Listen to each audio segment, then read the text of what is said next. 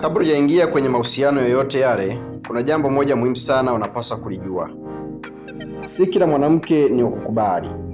Kuna wanawake ambao wakija kwenye maisha yako wanakuangamiza badala ya kukujenga.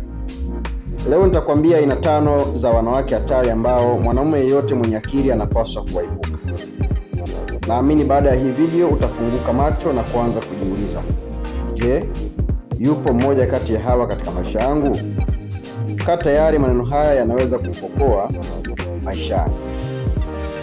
Naam, basi kabla siendelea, naomba subscribe, share, like na comment kwenye channel yangu hii ya Onesmo Success ili kuwa wa kwanza pale tunapotoa video mpya za elimu.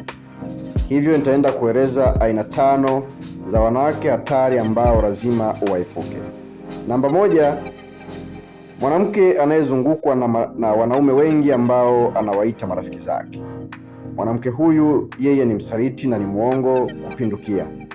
Hao wanaume ni mbadala wako kipindi ambacho wewe utakuwa haupo karibu naye. Namba 2, mwanamke anayekutaka kwa ajili ya pesa zako na hakuletei thamani yoyote. Yeye ni vampire wa fedha zako na ni mnyonyaji. Ataharibu mipango yako, hivyo kaa naye mbali. Namba 3, mwanamke asiyekubali masahihisho na maelekezo kutoka kwako. Yeye ni mwenye kiburi na majivuno ambaye haridhiki kwa chochote kutoka kwako. Kaa naye mbali.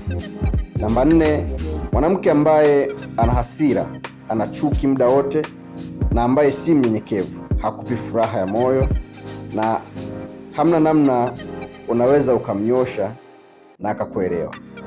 Hivyo kaa naye mbali. Namba 5, mwanamke anayekudharau kila mara. Yeye hastahili kuwa kwenye maisha yako. Toka kwake.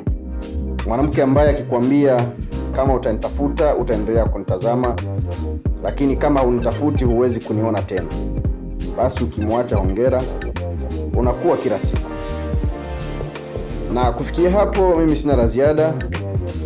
Nikusii tu kuendelea kunifuatilia hapa kwenye channel yangu ya Onesmo Success hapa. See you next.